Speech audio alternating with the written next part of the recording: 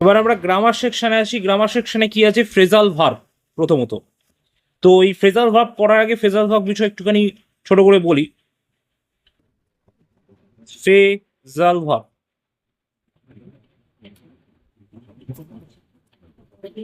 Phrasal verb হচ্ছে verb combination. Verb combination যেখানে ভার্বের সাথে প্রিপোজিশন যুক্ত হয় অথবা অ্যাডভার্ব যুক্ত হয়। ভার্ব কম্বিনেশন মানে ভার্ব প্লাস প্রিপোজিশন। প্রিপোজিশন কোনগুলো? টু, আফটার, অন, উইথ,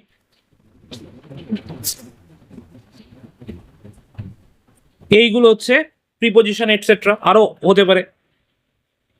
এবারে ভার্বের একটা এক্সাম্পল দিয়ে বলি। ভার্ব যেমন হচ্ছে গেট। গেট মানে পাওয়া, কোনো কিছু পাওয়াকে আমরা গেট বলি। I have got a gift recently, আমি একটা উপহার পেলাম। তো গেট মানে পাওয়া।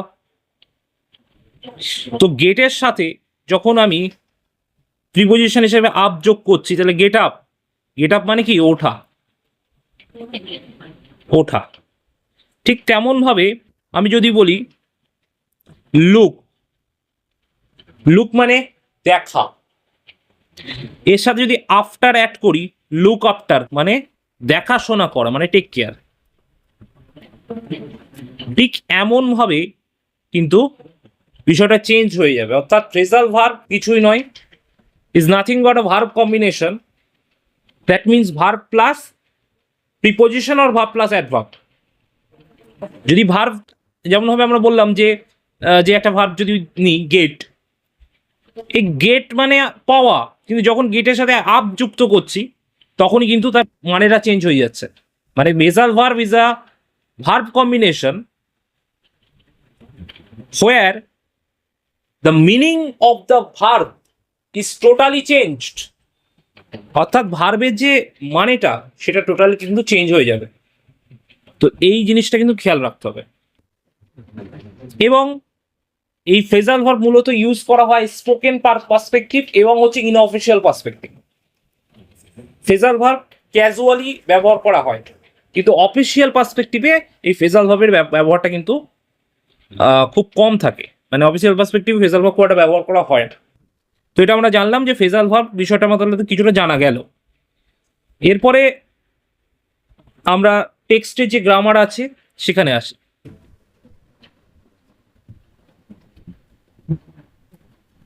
প্রথমে কি আছে এখানে? আর একটা বিষয় যে ফ্রেজাল ভার্ব মানে আমার যেটা দেয়া থাকবে কোশ্চেনে, যে ভার্বটা দেওয়া থাকবে, মেন ভার্ব যেটাকে আমরা বলছি, ওই মেন ভার্বটা যে টেন্সে থাকবে, মেন ভার্বটা যে টেন্সে থাকবে সেই টেন্স অনুযায়ী ফ্রেজাল ভার্বের ভার্বের টেন্স চেঞ্জ হবে। মানে ভার্বের ক্রিয়া চেঞ্জ, মানে ক্রিয়ার কালটা চেঞ্জ হবে সেইভাবে। মানে যে ভার্বটা থাকবে, যে ভার্ব যে টেন্সে থাকবে। যেমন এখানে দেওয়া আছে Ravi met his friend in the park. তাহলে তার বন্ধুর সাথে পার্কে দেখা হয়েছিল। তো এখানে মেট, এটা মানে কি? মিট। মিট মানে দেখা করা, আর মেট মানে দেখা করেছিল। তার মানে যখন এখানে আমরা ফ্রেজাল ভার্বটি ইউজ করবো, তার ভার্বের কিন্তু চেঞ্জ হবে সেই টেন্স অনুযায়ী। মানে এখানে যেহেতু পাস্ট টেন্সে আছে, ফ্রেজাল ভার্বের ভার্বটাও কিন্তু পাস্ট টেন্সে হবে। তো এখানে মিটের ফ্রেজাল ভার্ব হচ্ছে কাম অ্যাক্রোস, সাক্ষাৎ করা। মিট মানে সাক্ষাৎ করা, কাম অ্যাক্রোস মানে সাক্ষাৎ করা। তাই জন্য এখানে কিন্তু যেহেতু পাস্ট টেন্সে আছে তাই কেম অ্যাক্রোস হচ্ছে। এইটা একটু খেয়াল রাখতে হবে ফ্রেজাল ভার্বের ক্ষেত্রে, যে কোন টেন্সে আছে এবং সেই যে টেন্সে থাকবে সেই অনুযায়ী চেঞ্জ করতে হবে। তাহলে এখানে কেম অ্যাক্রোস হলো। তারপরে কি আছে? Tanushree can not tolerate cruel behaviour to animals. সে তনুশ্রী কিন্তু যে পশুদের সাথে যে খারাপ আচরণ বা যে টলারেট, সে কিন্তু সহ্য করে না খারাপ আচরণ পশুদের সাথে করা। তনুশ্রী সেটা সহ্য করে না। তার মানে তনুশ্রী পেট লাভার। ঠিক আছে? তো এখানে কি আছে? টলারেট আছে, তাহলে প্রেজেন্ট টেন্সে আছে। আর টলারেটের ফ্রেজাল ভার্ব হচ্ছে put up with. Tolerate.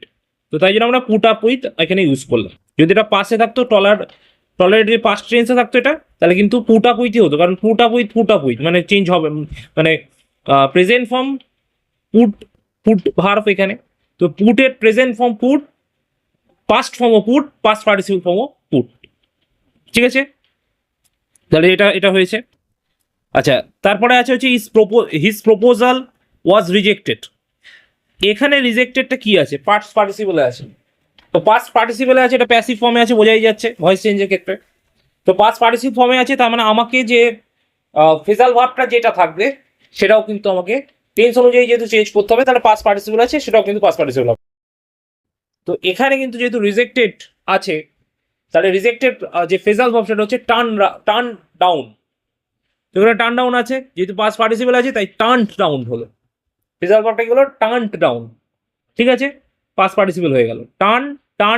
Turn হচ্ছে প্রেজেন্ট ফর্ম, টার্নড হচ্ছে পাস্ট ফর্ম, পাস্ট পার্টিসিপল হলো টার্নড।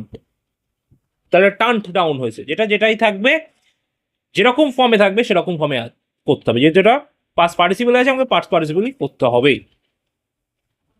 তো ফ্রেজাল ভার্বটা মোটামুটি একটা হলো ধারণা। এরপরে আসছি ভয়েস চেঞ্জে।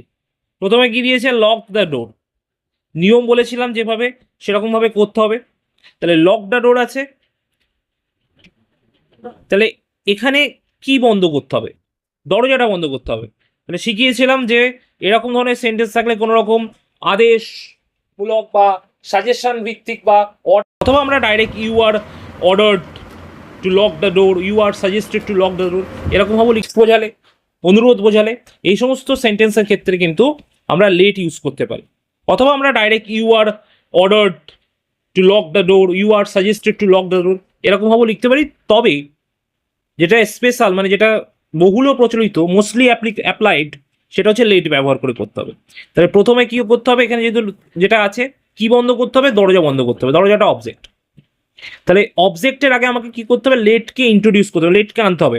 তো লেট, তারপরে কি অবজেক্ট, লেট দ্য ডোর, তারপরে বি ইউজ অ্যাড করতে হবে, তারপরে যে ভার্বটা থাকবে সেই ভার্বের পাস্ট পার্টিসিপল ফর্ম আমাকে ইউজ করতে হবে। তাহলে late the door be locked, অর্থাৎ দরজাটা বন্ধ করা হলো। লক দ্য ডোর, দরজা বন্ধ করো, let the door be locked, দরজাটা বন্ধ করে দাও। ঠিক আছে, তাহলে এটা হলো voice change. Lock the door, এটা হয়ে গেল। তারপরে দিয়েছে কি? তারপরে দিয়েছে হচ্ছে Asim knows the solution to this problem. এই প্রবলেমটা সলিউশনটা অসীম জানে। তাহলে কি জানে? The solution to this problem, তাহলে এটা অবজেক্ট। অবজেক্টে কি হবে? সাবজেক্ট হবে। The solution to this problem কোন টেন্সে আছে? প্রেজেন্ট ইনডেফিনাইট টেন্সে আছে। তাহলে প্রেজেন্ট ইনডেফিনাইট নোজ, তাহলে প্রেজেন্ট ইনডেফিনাইটের ক্ষেত্রে ভয়েস চেঞ্জ, আমরা অবজেক্টটা আগে নিয়ে আসলাম। The solution to this problem, object আগে চলে এলো সাবজেক্টের জায়গায়। তারপরে যেহেতু প্রেজেন্ট ইনডেফিনাইট আছে, ইজ অ্যাড করলাম, মানে প্রেজেন্ট ইনডেফিনাইট ক্ষেত্রে ইজ হয় প্যাসিভ ফর্মে। তারপরে ভার্বের পাস্ট পার্টিসিপল মানে নোন, নো, নিউ, নোন। তাহলে ইজ নোন, যেহেতু এখানে মানে কি বলবো, ভার্ব আছে নো, মানে জানা। তো যদি কোথাও নো থাকে না ভার্ব, প্যাসিভ ফর্মে আমাকে কিন্তু নো টু করতে হবে, নোন টু করতে হবে। ঠিক আছে, মানে টু অ্যাড করতে হবে। যদি আমাকে কোথাও ভার্ব দেয় K N O W, know, তাহলে সাবজেক্টের আগে আমরা সবসময় ভয়েস চেঞ্জে কি করতাম? বাই অ্যাড করতাম সাবজেক্টের আগে, বাইয়ের পরে সাবজেক্ট বসতো। কিন্তু নো যেখানে ভার্ব থাকবে সেখানে সাবজেক্টের আগে টু অ্যাড করতে হবে, মানে নোন টু। মানে যদি নো ভার্বটা থাকে তাহলে কিন্তু আমার প্যাসিভ করার সময় কিন্তু আমাকে টু অ্যাড করতে হবে। বাই অ্যাড করলে, এখানে কিন্তু বাই অ্যাড করলে হবে না, ভুল হয়ে যাবে। ঠিক আছে, তো আমাকে টু অ্যাড করতে হবে। তাই জন্য কি হয়েছে? The solution to this problem is known to Asim, হয়ে গেল এটা। আচ্ছা, তারপরে কি দিয়েছে? I had written a letter, আমি একটা চিঠি লিখেছিলাম, মানে অতীতে লিখিয়াছিলাম। তো এইখানে আ লেটার, এটা অবজেক্ট, তাহলে আ লেটারটা আগে চলে আসবে। আ লেটার, তারপরে ভার্ব হ্যাড আছে, তাহলে হ্যাড বিন হবে, নিয়ম বলছে। পাস্ট পার্টিসিপল, তো এখানে পাস্ট পার্টিসিপল হবে। তাহলে a letter had been written, তারপরে কি আছে? বাই হবে নিয়ম অনুযায়ী। তারপরে হচ্ছে সাবজেক্ট, এর পজিটিভ ফর্ম আই আছে, আয়ের পজিটিভ ফর্ম হচ্ছে মি। তাহলে a letter had been written by me. একটা চিঠি আমার দ্বারা লেখা হয়েছিল কোথায়, অতীতে। তাহলে ভয়েস চেঞ্জ হয়ে গেল। আচ্ছা, যদি কোথাও প্রবলেম হয় কোনো পোর্শনে ভয়েস চেঞ্জ বা ভেজাল ভার্বে, বা আরো কোথাও যদি আরো এই ফেজাল ভার্বটা যদি আরো বিস্তারিতভাবে তোদের বোঝাতে হয়, তাহলে অবশ্যই কিন্তু বলবি বা বলবে।